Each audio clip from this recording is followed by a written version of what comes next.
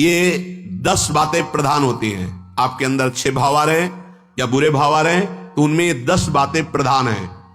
पहला, स्थान। आप कहां बैठे हैं, कहां रह रहे हैं, किस जगह खड़े हैं, आपको स्थान देख करके ही बर्ताव में उतरना है। जैसे मदिरालय है, आप वहां खड़े होंगे तो तमोगुण अपने आप बढ़ने लगेगा, आसुरी प्रवृत्ति बढ़ने लगेगी।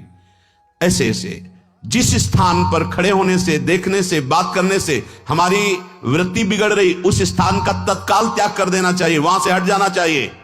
पहला है स्थान। जैसे सत्संग, यमुना जी का एकांतिक पावन तट, किसी लता के नीचे, किसी संत भगवान के सानिध्य में, अब हमारा ये स्थान भजन वृत्ति बढ़ाएगा।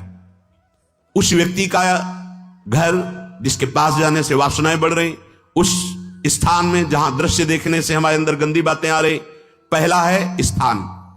दूसरा है अन्न। बहुत बड़ा प्रभाव अन्न का होता है। अगर अधर्म के द्वारा कमाया हुआ अन्न है तो बुद्धि अधर्म में ही लगेगी। यदि भोजन पकाते समय, रसोई रांधते समय आप विकारात्मक चिंतन कर रहे हैं तो कोई भी प्रसाद पाए उसके अंदर विकार जागृत हो जाएगा। अन्न का बहुत बड़ा प्रभाव पड़ता है। यदि हम अन्न थोड़ा भी हमारे अंदर दूषित चला गया तो जब कभी ऐसी विकार की भावना हो, आपके अंदर विकार बन रहा है तो खोजिए। आपने कोई दृश्य देखा है, आपने किसी से बात की है, आपने कोई ऐसा संकल्प बनाया, नहीं तो फिर भोजन दोष आ गया। अब आज उपवास कर दो, जब तक वो वृत्ति न नष्ट हो तब तक कुछ मत पाना, जल से काम चलाना, तो एक दिन एक पहर अपने आप शांत हो जाएगा। अगर बहुत विकलता हो रही तो नाम कीर्तन शुरू कर दो, भोजन मत पाना, नाम कीर्तन शुरू, बिल्कुल शांति मिल जाएगी, बिल्कुल। और ये तो उदाहरण महापुरुष इसलिए देते कि हम सावधान रहें। हमारे अच्छे भाव या बुरे भाव में ये 10 बातें बहुत प्रभाव डालती हैं। पहला स्थान, दूसरा अन्न, और तीसरा जल। पानी भी बहुत संभाल के नहीं। आजकल तो देखो प्रायः ऐसे दांत से प्लास्टिक नोचेंगे, ऐसे पानी पिएंगे, कब भरी गई, कहां भरी गई, कैसा पानी, बड़ा देखो कैसा हमारे भजन साधन के लिए विक्षेप पैदा होता चला जा रहा है। पहले सुंदर सरोवरों का जल, मतलब 15 वर्ष तो गंगा जल ही केवल पिया है, जो आकाशवृत्ति से मिला नहीं, गंगा जल ही पिया है। कुआं का जल, फिर आया हैंडपैप का जल, अपवित्र होने लगा। हैंडपैप में जो वाशर, अगर वो कहीं चमड़े का पड़ा हुआ है तो अपवित्र जल हो गया। अब हैंडपैप का भी अंतर ध्यान स्वरूप हो गया, अब तो नहीं दिखाई देता।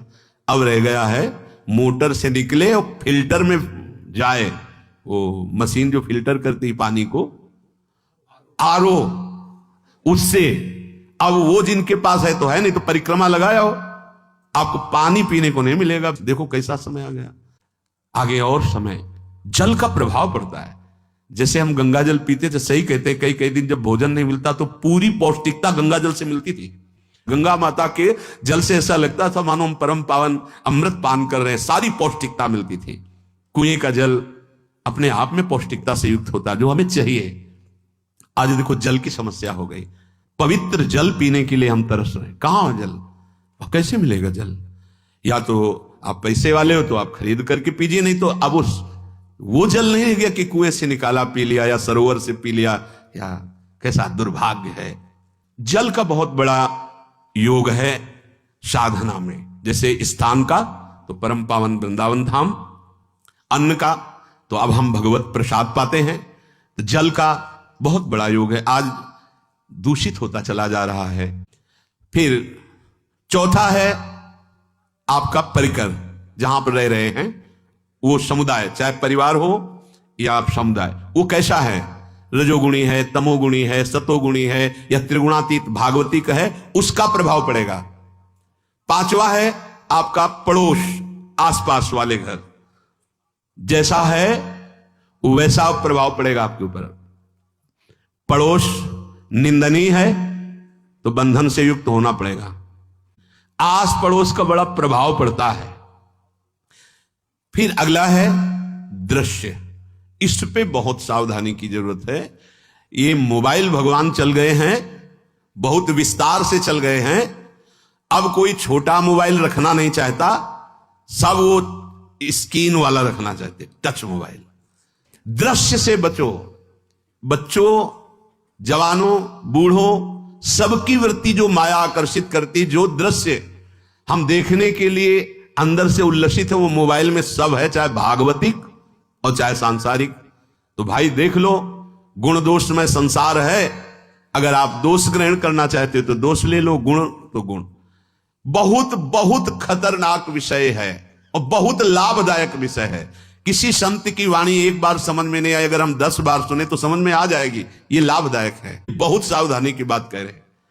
वैसे हमें लगता है यदि आपको इस बड़े कार्य वाले ना हो तो छोटा मोबाइल रखे तो अच्छा रहता है। तो इसलिए ये एक ऐसा कलयुग भगवान ने रचा है कि बचा पाना बड़ा मुश्किल है। इससे वृत्ति को बचाओ, जो बचा ले गया वो आगे साधना कर सकता है। बहुत सावधान बच्चों। हमें लगता है यदि आपका मन चंचल हो, आपके शासन में ना हो, तो स्क्रीन वाला मोबाइल वो अपने माता पिता को दे देना चाहिए। और हम कहते रखो, छोटा वाला रखो, कभी कोई आपत्ति विपत्ति या सूचना देनी हो, बढ़िया काम करता है। जरूरी नहीं है इतना बड़ा लेके चलना। हाँ, अगर आपको बहुत राजकीय विभाग के कार्य हैं तो बात अलग है कि कौन सी सामान कहां कैसे, तो वहां से वीडियो भेज रहा है, वो चेक कर रहा है, यस हाँ ठीक है अब चलाओ। अपने को क्या काम है? सत्संग अगर सुनना है तो सत्संग सुनने के अलग यंत्र आते हैं, चला दो उसमें। वो इतनी बड़ी लगती है, उसमें चिप, पेन ड्राइव ऐसे लगा दो और सत्संग सुनो। जरूरी वो दृश्य वाला रखो। यहां कह रहे दृश्य, अगर गलत दृश्य देखा तो बावरे बन जाओगे और अच्छा दृश्य देखा तो भगवान के मार्ग के पथिक बनोगे। और आलोचना, ऐसी कोई वार्ता ना करे जिससे हमारे अंदर गंदे भाव आवे। यदि अच्छी चर्चा करते हैं तो अच्छे भाव आते हैं। देखो अभी ऐसी कोई भावुक चर्चा होने लगे तो सबका हृदय द्रवित हो जाएगा, और गंदी चर्चा हो तो हमारा हृदय विकार युक्त हो जाएगा। और कार्य, आप जो कार्य करते हैं उसका प्रभाव आपके मन के ऊपर पड़ता है। और उपासना, आप उपासना भोगों की करते हैं या योग की करते हैं? ये 10 से भाव बनते हैं और 10 से भाव बिगड़ते हैं। स्थान, अन्न, जल, परिवार, अड़ोस पड़ोस, दृश्य, साहित्य, आलोचना, आजीविका का कार्य और उपासना। यदि ये भागवतिक हुए तो आपके अंदर भगवत भाव बढ़ेगा।